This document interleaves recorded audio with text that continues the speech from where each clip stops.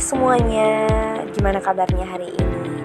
Nah, hari ini Miss akan membawakan materi tentang pantun. Nah, ada yang tahu nggak apa itu pengertian dari pantun? Jadi, pantun adalah puisi lama yang terdiri dari 4 baris dan memiliki rima ABAB. Pantun juga digunakan untuk menyampaikan nasihat, hiburan, perasaan, atau teka-teki. Nah, struktur dari pantun itu ada terdiri dari sampiran dan isi. Selanjutnya itu ialah ciri-ciri dari pantun. Ada beberapa dari ciri-ciri pantun. Yang pertama itu terdiri dari 4 baris. Satu bait pantun selalu terdiri dari 4 baris, tidak lebih dan tidak kurang. Yang kedua, baris pertama dan kedua adalah sampiran. Sampiran itu berfungsi sebagai pengantar dan biasanya tidak berhubungan langsung dengan isi pantun. Yang ketiga, baris ketiga dan keempat adalah bagian. Inilah yang mengandung pesan nasihat, humor, atau teka-teki. Dan yang keempat itu, setiap baris terdiri dari 8 sampai 12 suku kata. Ini membuat pantun terdengar berirama dan enak dibaca. Nah, yang kelima itu memiliki pola rima atau sajak ABAB.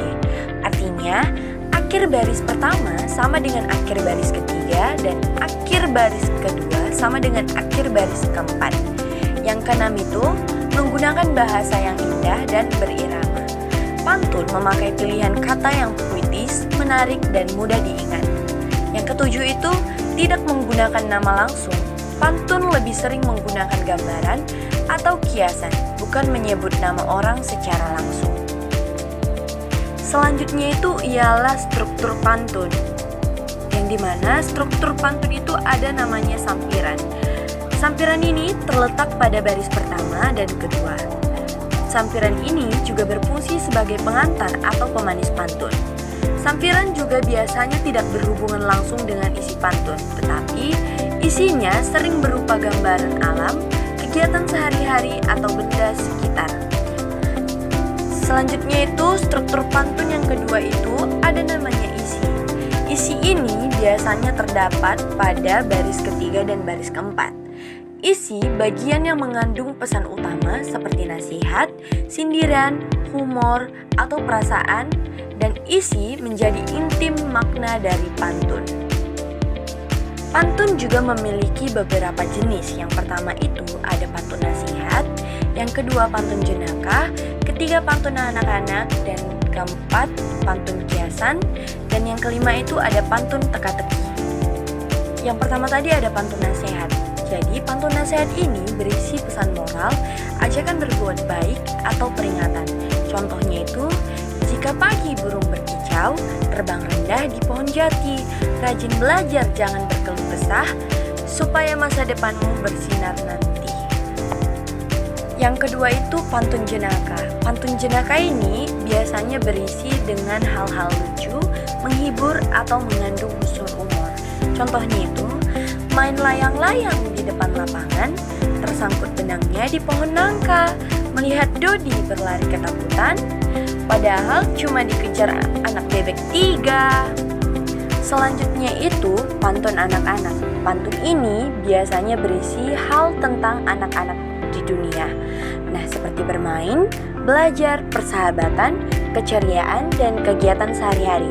Contohnya, ada layang terbang tinggi, terikat tali yang panjang sekali, anak rajin pasti disayangi oleh teman dan guru di sekolah nanti. Selanjutnya adalah pantun kiasan. Pantun ini yang menggunakan bahasa kias atau perumpamaan untuk menyampaikan pesan. Pantun ini biasanya berisi nasihat, sindiran halus, atau gambaran tentang sikap manusia, tetapi disampaikan secara tidak langsung melalui kata-kata kiasan. Contohnya, air laut berombak pelan, menyapu pasir di tepi telaga, orang sombong tidak punya kawan, hidupnya sepi tak bahagia. Nah, yang terakhir itu ada namanya pantun teka-teki. Pantun yang berisi pertanyaan atau tebakan yang harus dijawab oleh pendengar atau pembaca. Pantun ini biasanya berisi hal-hal lucu, menghibur, atau mengandung unsur humor. Contohnya, terbang tinggi burung merpati, Hinggap sebentar di ranting jati. Bulat kecil warnanya putih sekali, bisa dimakan. Apakah itu? Nah, di sini jawabannya ialah telur. Nah, pasti adik-adik semua pengen tahu dong, bagaimana cara membuat pantun. Yang pertama itu, kita harus menentukan tema atau pesan pantun. Tema ini bisa berupa nasihat, persahabatan, lingkungan, jenaka, atau permainan anak. Nah, di sini saya mau mengambil contoh tema menjaga kebersihan. Yang kedua itu, buat isi pantun terlebih dahulu. Nah, isi pantun ini tadi terletak pada baris ketiga dan baris keempat. Isi ini adalah pesan utama pantun. Jadi kita harus membuat isi pantun terlebih dahulu. Di sini saya mengambil contohnya itu, jagalah sekolah setiap hari agar belajar terasa nyaman. Yang ketiga, membuat sampiran atau baris pertama dan baris kedua. Sampiran ini tadi adalah pengantar yang rima akhirnya harus sesuai dengan isi. Jika isi berakhir dengan bunyi an, sampiran juga harus memakai akhiran an. Contoh sampirannya, pergi ke pasar membeli ikan, sekalian membeli rambutan.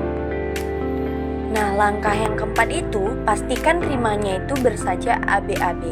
Baris 1 sama dengan baris ketiga, baris kedua sama dengan baris keempat. Contohnya, baris pertama itu ada ikan yang berakhiran dengan I. Baris ketiga itu ada hari yang berakhiran dengan I. Itu tidak cocok ya, maka harus kita sesuaikan. Nah, lalu contoh pantun yang sudah saya buat itu yaitu, pergi ke pasar membeli padi, sekalian membeli ikan. Jagalah sekolah setiap hari agar belajar terasa nyaman. Kesimpulannya, pantun adalah puisi lama yang terdiri dari 4 baris dengan rima ABAD. 2 baris pertama disebut sampiran sebagai pengantar dan 2 baris terakhir adalah isi yang akan menyampaikan pesan. Pantun memiliki ciri khas jumlah suku kata 8-12 per baris, berirama indah dan digunakan untuk memberi nasihat, hiburan atau teka-teki. Ada berbagai jenis pantun seperti pantun nasihat, jenaka, anak-anak, teka-teki, dan kiasan. Dengan memahami cara membuatnya, mulai dari menentukan tema, membuat isi, lalu menyesuaikan sampiran, pantun dapat menjadi bentuk ekspresi bahasa yang kreatif dan menyenangkan.